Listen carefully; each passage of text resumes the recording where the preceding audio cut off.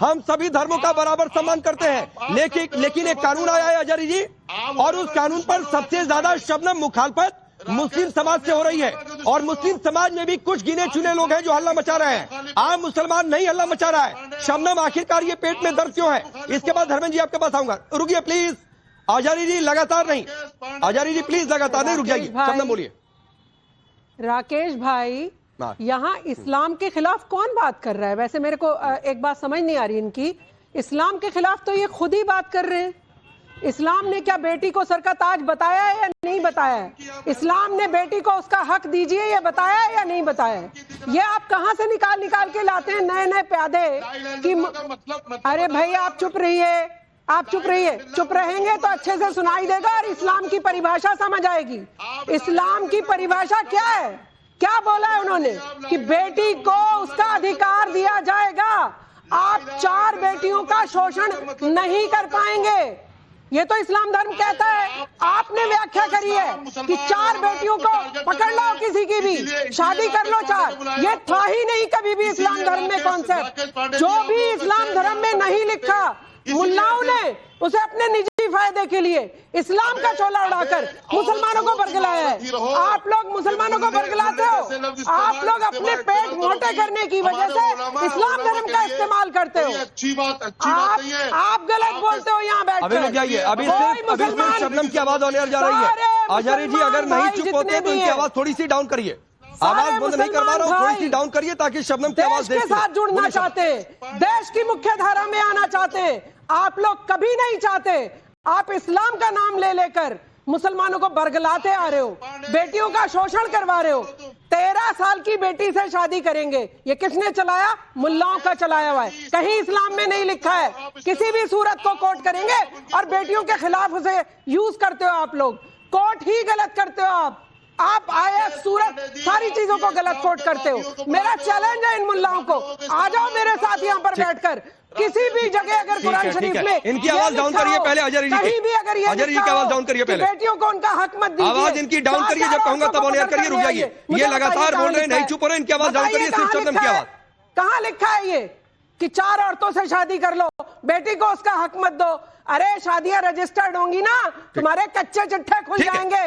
36,000 औरतों से शादियां कर रखी हैं तुमने।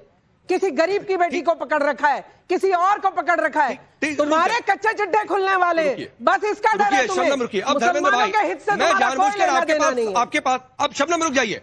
धर्मेंद्र जी, मैं जानबूझकर सबसे आखिर में आपके पास आ रहा हूं।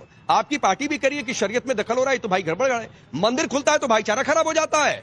एक कानून बनता है तो शरीयत में दखल हो जा रहा है। ये तुष्टीकरण की इंतहा नहीं है? राकेश जी, आपने खुद बताया कि जो उत्तराखंड में कानून लागू हुआ है उसमें आदिवासियों को उससे अलग रखा गया है, तो कुछ बात समझ के अलग रखा गया होगा। अगर हम ये बात यहाँ कोट करना शुरू कर दें आपके हिसाब से कि आदिवासी की जो बेटियां हैं उन्हें न्याय नहीं, तो आदिवासी धर्म है, आदिवासी के जो लोग, और इसका मतलब फिर आप आदिवासियों के खिलाफ हैं। अब बोलने दीजिए ना, 20 मिनट तो मैं सुन रहा हूँ तो आप सुनोगे। हाँ रुकिए, बोलने दीजिए धर्मेंद्र जी को, बोलने दीजिए प्लीज। मैं अब हम इस बात को इस तरह से कोट कर सकते हैं क्या कि आदिवासी बेटियों को न्याय नहीं देना चाहती है, आदिवासी लोगों को न्याय नहीं मिलना चाहता है, आदिवासी की महिलाओं को न्याय नहीं देना चाहते हैं? यूनिफॉर्म सिविल कोड की जो जटिलता है वो भारतीय जनता पार्टी के पास ना उतना विजन है, ना भारतीय जनता पार्टी के पास किसी नेता के पास वो समझ है कि यूसीसी को समझ पाए, उसको इम्प्लीमेंट कर पाए।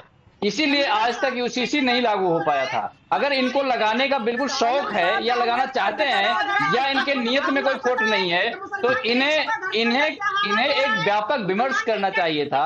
जिस देश में संविधान लागू है, संविधान ने हर धर्म के संरक्षण की बात कही है, उस धर्म के उस देश के संविधान के संवैधानिक जो प्रक्रिया है उसमें आप व्यापक विमर्श करते हैं, इस देश की पार्लियामेंट में रखते हैं। रुकिए नाजिया, रुकिए धर्मेंद्र जी अरे रुकिए प्लीज, कोई ना बोले बीच में। नाजिया, शबनम, आप लोग चुप रहेंगे प्लीज। धर्मेंद्र जी, आपने कहा ना सभी धर्मों के संरक्षण की बात, तो इससे मुस्लिम धर्म, इस्लाम धर्म का नुकसान कैसे हो रहा है? जरा मुझे समझाएंगे भाई, जरा मुझे समझाइए कैसे नुकसान हो रहा है? मैंने क्या आपसे कहा?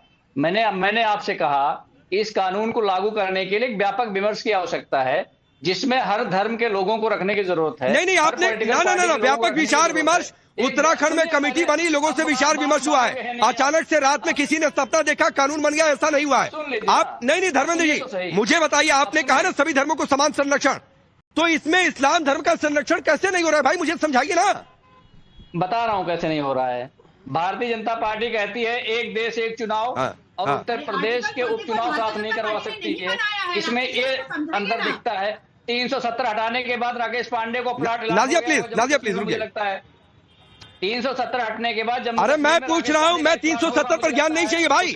इस्लाम धर्म का नुकसान कैसे हो रहा है ये बताइए ना, मैं आवाज उठाऊंगा उसके लिए, लेकिन समझाइए, कन्विंस करिए कि ऐसे नुकसान हो रहा है। दीजिए जब अब सुनिए ना, जब 370 हटाने की बात हो रही थी तो भारतीय जनता पार्टी और आप जैसे लोग चिल्ला कर छाती फाड़ के चिल्लाते थे सबका प्लॉट हो जाएगा। आप अपने प्लॉट का नंबर बता दीजिए आज दर्शकों को कि आपका जम्मू कश्मीर के अंदर प्लॉट हो गया है। अब तो जाइए खरीदिए। धर्मेंद्र यादव आप कितनी बार गए?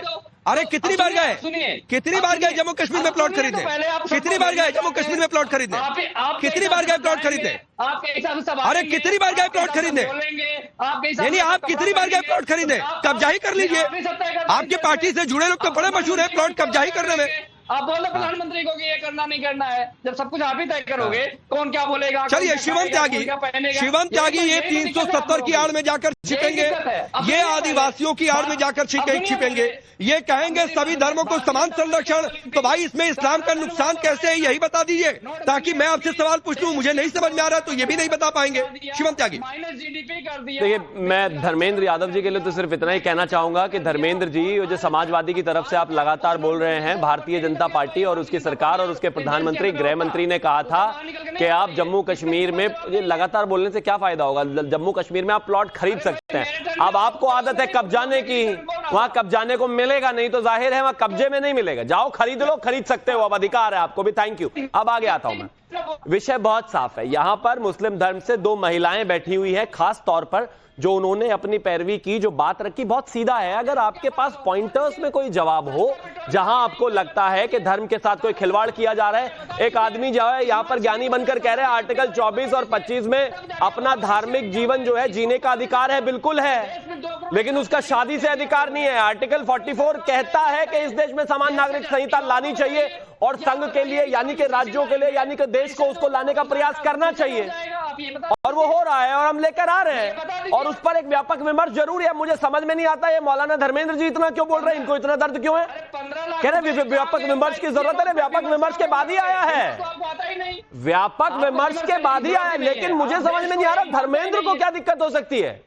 चलिए मैं कहता हूं कि मौलाना जो है उनको हो सकती है, धर्मेंद्र को क्या दिक्कत हो सकती है? धर्मेंद्र कोई पॉइंट दर पॉइंट कोई चीज बताएं कि इनको जो है वहां पर यूसीसी में ये दिक्कत है, कोई पॉइंट तो है नहीं। कहते व्यापक विमर्श होना चाहिए, उस पर बात होनी चाहिए, उसके बाद ही आया है भाई। बकवास के तो है नहीं वही है, आप इसी तरीके से बकवास करते रहिए, कोई लाभ नहीं है। धर्मेंद्र जी अरे सुनिए, धर्मेंद्र जी कोई एक नहीं एक सेकंड रुके, कोई एक तर्क दीजिए क्या नहीं आना चाहिए। 20 मिनट सुना मैंने सबको, हर एक पैनलिस्ट को मैंने सुना। मैं आपसे पूछना चाह रहा हूं कि आपने जब नोटबंदी किया था तो नोटबंदी से क्या हुआ देश का? मुझे अच्छा मुझे बताइए देश में पिछले 10 साल में बम ब्लास्ट हुए, मुझे बताइए देश में कितनी जगह बम फूटे, मुझे बताइए देश में कितनी जगह आतंकवादी आए, मुझे बताइए देश में कितनी जगह मुंबई रिपीट हुआ, मुझे बताइए किसी ट्रेन में बस में कोई हंगामा हुआ हो। कैसी बातें करते हो भाई, बिना कुतर्क का कोई जवाब नहीं है। यूसीसी पर बात करते करते बात कर नोटबंदी पर, लेकिन मैं नोटबंदी पर भी जवाब आगे बढ़ता हूँ, यही प्रॉब्लम है। आगे बढ़ता हूँ, दरअसल बात आगे बढ़ता हूँ। अरे धर्मेंद्र यादव रुकिए प्लीज,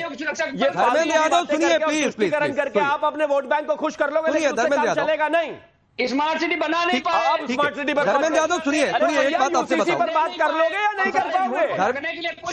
शिवम त्यागी होल्ड, ठीक है शिवम त्यागी रुक जाइए। आप धर्मेंद्र यादव आप भी रुक जाइए। आपने कहा ना 2022 में वहां पर वादा हुआ था, 3 साल में ये बनकर आया है सामने, तो ये मत कहिए कि रातों रात आ गया, व्यापक विचार विमर्श नहीं हुआ है, ये सब तो कहिए मत, उस पर कई बार चर्चा कर चुके हैं। तो खैर मैं आगे बढ़ता हूं।